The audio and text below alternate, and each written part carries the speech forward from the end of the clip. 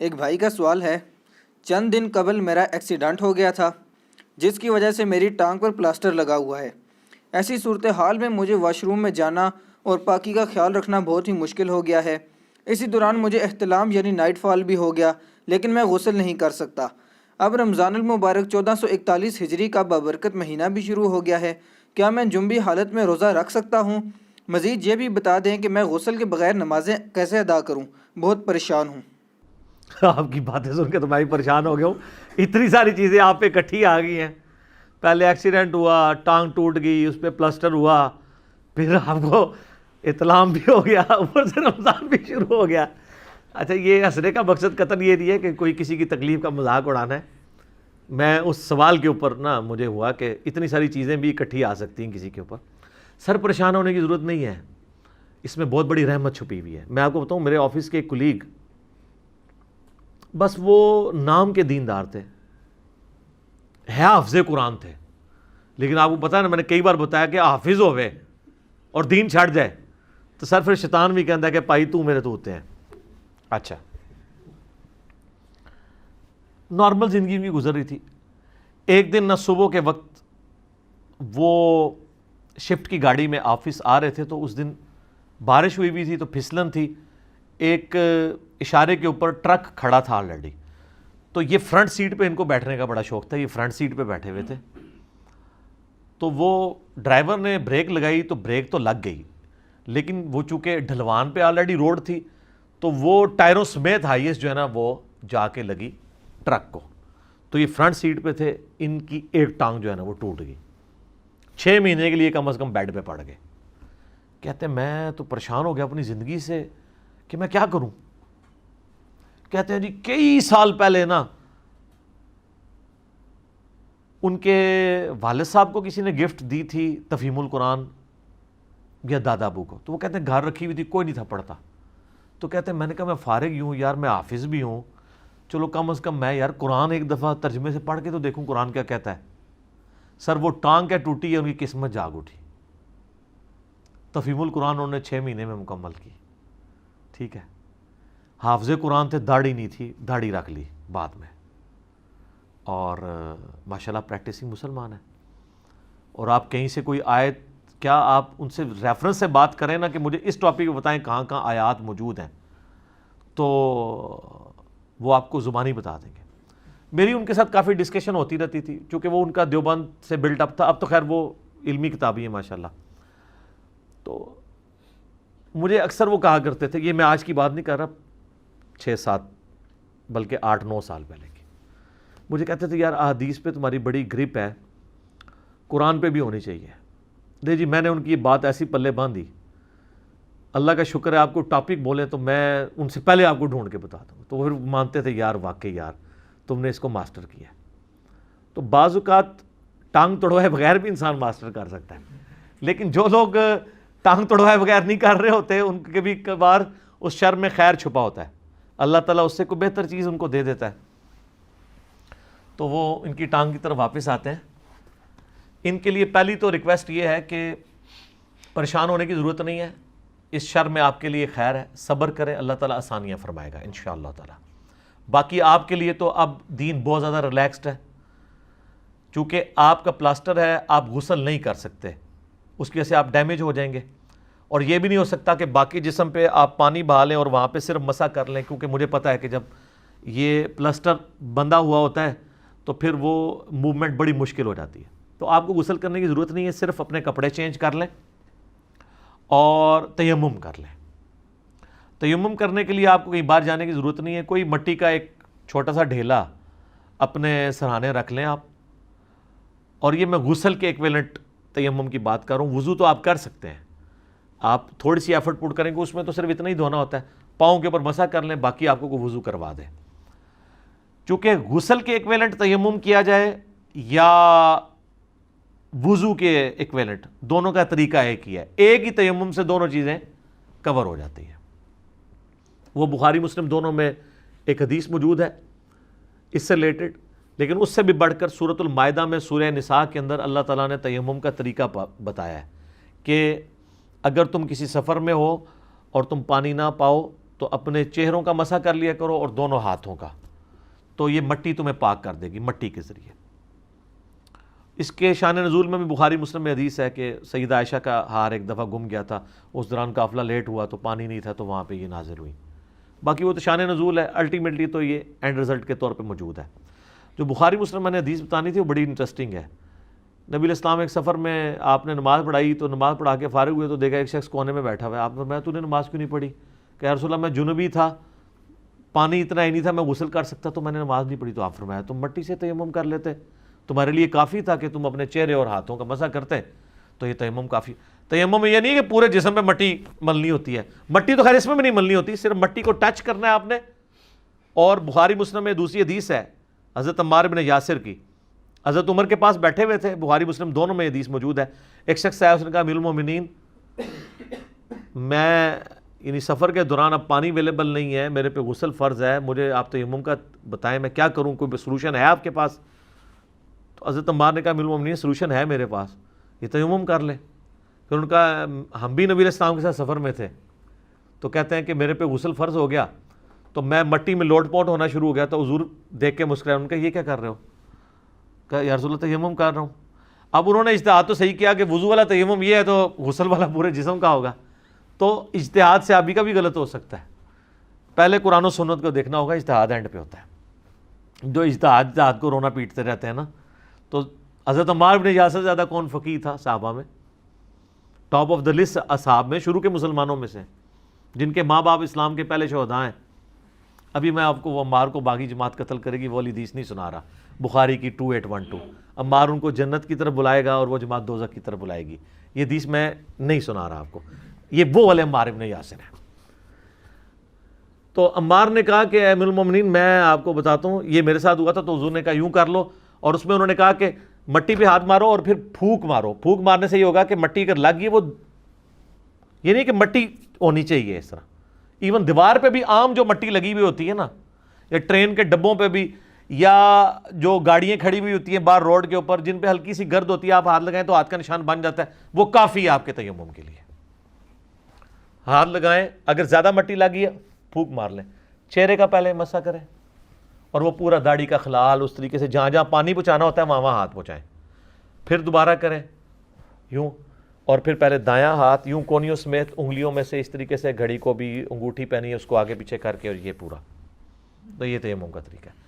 حتیٰ کہ مسند احمد میں الموطا امام مالک میں حدیث ہے، نبی علیہ السلام فرمایا اگر کوئی 10 سال تک بھی پانی نہ پائے تو تیمم سے غسل اور وضو کر کے نمازیں پڑھتا رہے تو بالکل ٹھیک ہے۔ ابو داؤد میں حدیث ہے، نبی علیہ السلام فرمایا کہ اگر کسی کو پانی نہیں ملا اور اس نے تیمم کر کے نماز پڑھی تو اس کو اپنی نماز لوٹانے کی حاجت نہیں، اور اس نے نماز نہ لوٹائی تو اس نے سنت پہ عمل کیا کہ نبی علیہ السلام بھی نہیں لوٹاتے تھے، اور اگر نماز لوٹا دی تو اللہ اس کے لیے دوہرا اجر لکھ دے گا، یعنی وہ نفلی عبادت شمار ہو جائے گی، وہ غلوب میں بھی نہیں جائے گی، وہ بھی اللہ تعالیٰ اس کو انڈورس کرے گا۔ تو یہ تیمم کا غسل کے ایکویلنٹ آپ کریں یا وضو کے ایکویلنٹ، ایک ہی طریقہ ہے، اور غسل کے ایکویلنٹ جب آپ کریں گے آٹومیٹکلی وضو تو اس میں کور ہو ہی جائے گا۔ اور جب تک پانی پہ آپ قادر نہ ہو جائیں، قادر ہونے کا مطلب ہے کہ آپ کی صحت نہ آ جائے، یا پانی آپ کو اویلیبل ہو جائے، یا اویلیبل تو ہے صحت نہیں ہے تو آپ قادر نہیں ہوئے، اس وقت تک آپ چلائیں، 10 سال بے شک چلائیں، پوری زندگی چلائیں۔ اگر آپ کو موت کا ڈر ہے یا کوئی زیادہ تردد کا ہے تو لا یکلف اللہ نفسا الا وسعها، اللہ تعالیٰ کسی جان پہ اس سے بڑھ کے تکلیف نہیں ڈالتا۔ بعض اوقات آپ اٹھے ہیں اور آپ نے دیکھا ہے کہ طلوع فجر میں 5 منٹ رہ گئے اور آپ جنبی ہیں، غسل کریں گے تو نماز قضا ہو جائے گی، چھوڑ دیں، آپ فوراً تیمم کریں، نماز پڑھ لیں۔ کپڑے چینج کرنے کا ٹائم ہے تو کر لیں، ادروائز کپڑے بھی چینج کرنے کی ضرورت نہیں ہے، کیونکہ آپ اس وقت خوف کی حالت میں، وہ ٹائم ہی تھوڑا ہے، خوف ہے سورج نکلنے کا، تو اس وقت بھی آپ تیمم کر سکتے ہیں۔ یہ اللہ نے اتنی بڑی اس امت کے لیے خوبی رکھ دی ہے، اتنی بڑی آسانی دے دی ہے کہ آپ اسے پوری زندگی ویل کرتے رہیں، اور یہ اسی قسم کے مشورے دینے چاہیے۔ ابو داؤد میں ابن ماجہ میں ایک حدیث ہے، ایک سفر کے دوران ایک صحابی کو زخم لگا سر پہ اور وہ جنبی ہو گیا، جس طرح ان کی ٹانگ والا معاملہ ہوا ہے۔ صحابہ سے مشورہ کیا تو بعض صحابہ نے کہا نہیں یہ تو بندہ پلید ہو گیا، تو ابھی تو نماز تو نہیں پڑھ سکتا، تو نہا، سخت سردیوں کی رات تھی، وہ بیچارہ نہایا اور مر گیا ٹھنڈ لگنے سے، شہید ہو گیا۔ حضور علیہ السلام تک خبر پہنچی، آپ بڑے ناراض ہوئے، آپ نے فرمایا کہ اگر تم لوگوں کو علم نہیں تھا کم از کم کسی علم والے سے مشورہ تو کر لیتے. تم لوگوں نے خود ہی ایک فیصلہ سنا دیا. یہ پھر اجتہاد کی باری آ گئی کہ صحابہ نے اجتہاد کیا, بندہ ہی مارا گیا. حضور نے کہا کسی اہل علم سے آ کے پوچھو. تو نبی علیہ السلام فرمایا کہ اللہ نے جب تیمم کی اجازت دی ہے تمہیں تیمم کا مشورہ دینا چاہیے تھا. تم لوگوں نے پکڑ کے بندہ مار دیا کہ ایک زخمی بندے کو کروا کے. یہاں بھی کئی لوگ ہوتے ہیں, وہ بعض اوقات ان کا زخم یا بیماری ایسی نوعیت کی ہوتی ہے کہ اگر آپ اس کو غسل کروائیں گے تو بڑھ جائے گی. بعض بیماریاں تو ایڈریس ہوتی ہیں نہانے سے, لیکن بعض بڑھ جاتی ہیں, اس میں تو آپ یہ مشورہ نہیں دیں گے. عام حالت میں بھی آپ کی ٹانگ نہ بھی ٹوٹی ہو, آپ صحت مند ہیں اور آپ کا پریویس ایکسپیرینس ہے کہ جب کبھی آپ ٹھنڈے پانی سے نہائے تو آپ کو بخار چڑھ گیا, تو سر آپ کو کوئی ضرورت نہیں غسل کرنے کی. آپ تیمم کر کے فجر کی نماز پڑھیں, دن کے وقت جب سورج نکلے تھوڑا ریلیکس ہوں, گرم پانی اویلیبل ہو, اس وقت آپ غسل اتار لیں اور وہ فجر آپ کی ہو گئی. جناب یہ بہت آسانی ہے دین کے اندر, بہت آسانی ہے.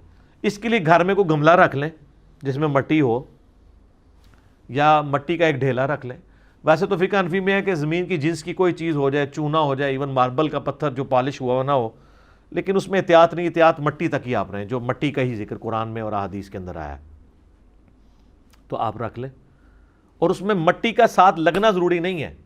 ایک ڈھیلا ہے اس پہ آپ نے ہاتھ رکھ, بس صرف ٹچ ہی کرانا ہے.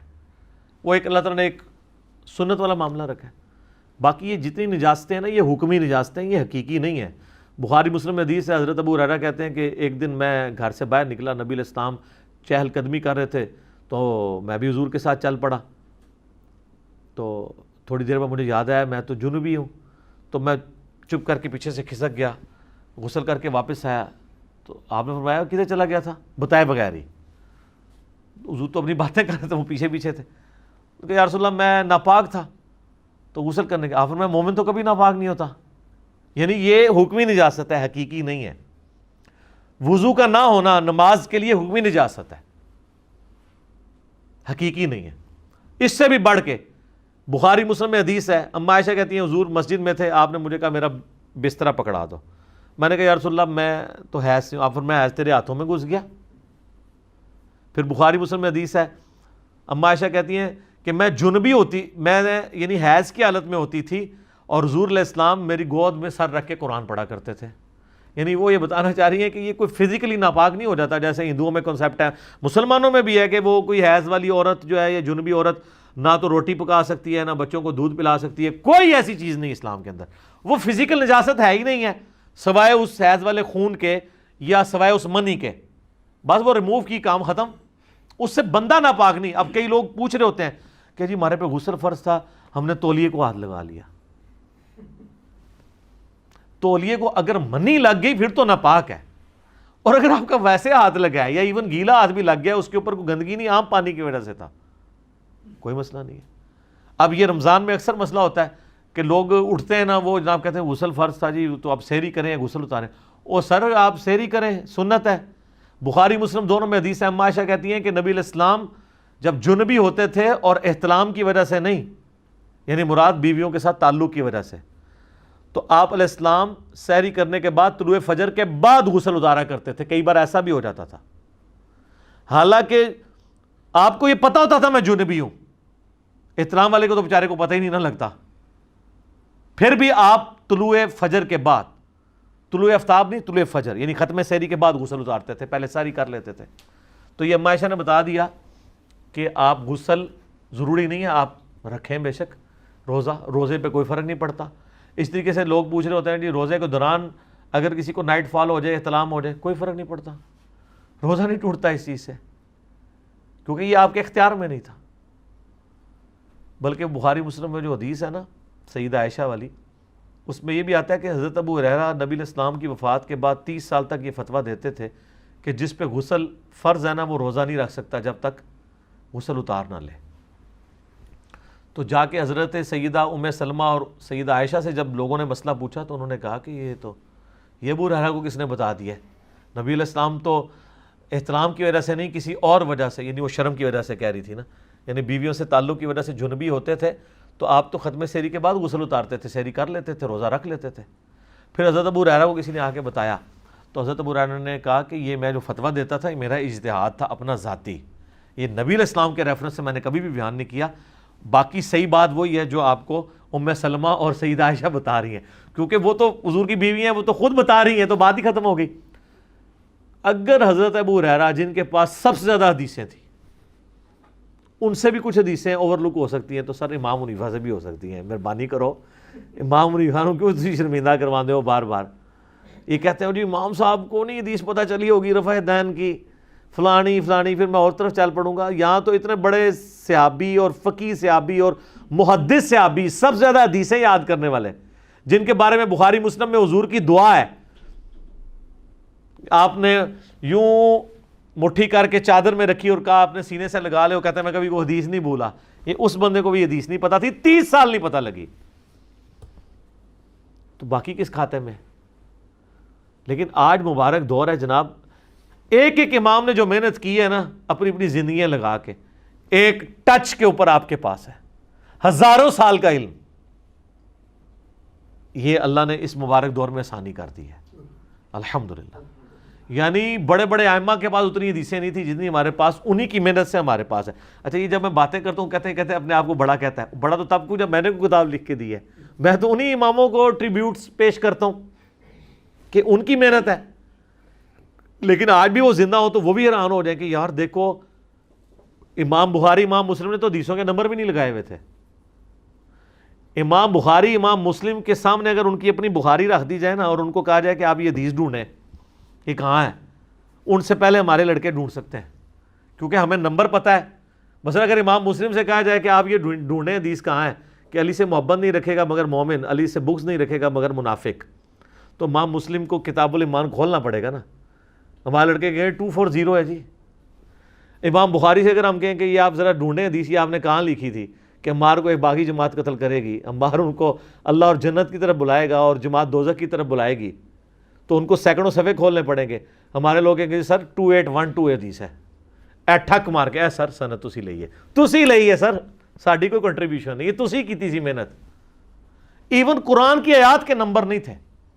آج اگر آپ کسی صحابی سے کہنا کہ جو آیت ہے ان اللہ و ملائکتہ یصلون علی النبی، صلوات بر محمد و آل محمد، اللہم صلی علی محمد و آل محمد، یہ قرآن میں کہاں ہے؟ وہ کہیں گے سورۃ الاحزاب میں ہے۔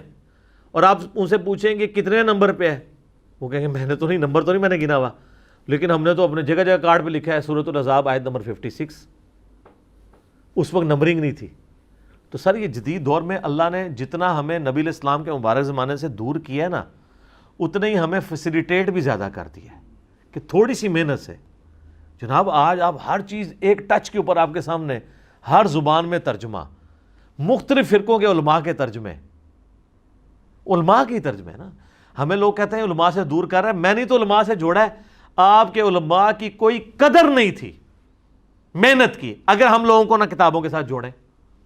یہ میری زائد بھائی سے اکثر بات ہوتی ہے، اسلام 360 والے لوگ تو کہہ رہے ہیں کہ میں نے کوئی بندہ لانچ کیا ہے، انہوں نے پیرلل میں کام کیا۔ بھائی میں ان کو ضرور ہے کہ بعد میں میری واقفیت ہوئی ہے تو میں ان کو ضرور مشورہ دے دیتا ہوں، مجھ سے گائیڈ لائنز لیتے ہیں اس حوالے سے، باقی میں نے نہیں، انہوں نے انڈیپینڈنٹلی، مجھے تو بعد میں ان کا تعارف ہوا ہے۔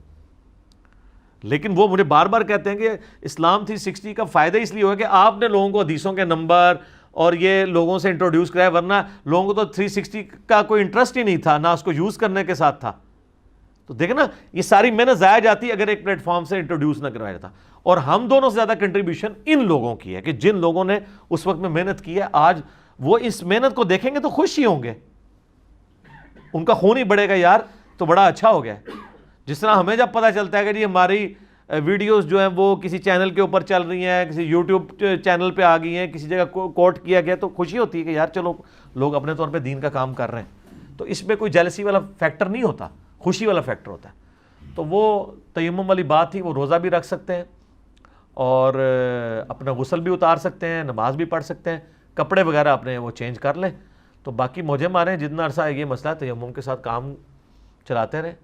اور تیمم وہی چہرے کا مسح اور دونوں ہاتھوں کا کونیوں سمیت۔ حدیثوں میں ویسے یہاں تک بھی مسح رپورٹ ہوا ہے، کونیوں تک بھی ہوا ہے اور بغلوں تک بھی ہوا ہے، لیکن زیادہ حدیث جو ہیں کونیوں تک کی ہیں، اور وہ بہتر بھی لگتا ہے کیونکہ نماز کے لیے جو وضو کرتے ہیں وہ بھی کونیوں سمیت ہوتا ہے، تو کونیوں تک والا کر لیں۔ تو باقی نہ اس میں آپ نے پاؤں دھونے ہیں نہ سر کا مسح کرنا ہے، صرف چہرے اور دو کونیوں کا دونوں ہاتھوں کا، تو آپ کا وضو بھی ہو گیا، غسل بھی ہو گیا تیمم کے اگینسٹ، اسے تیمم کہتے ہیں، لیکن نیت ضروری ہے. ٹھیک ہو گیا.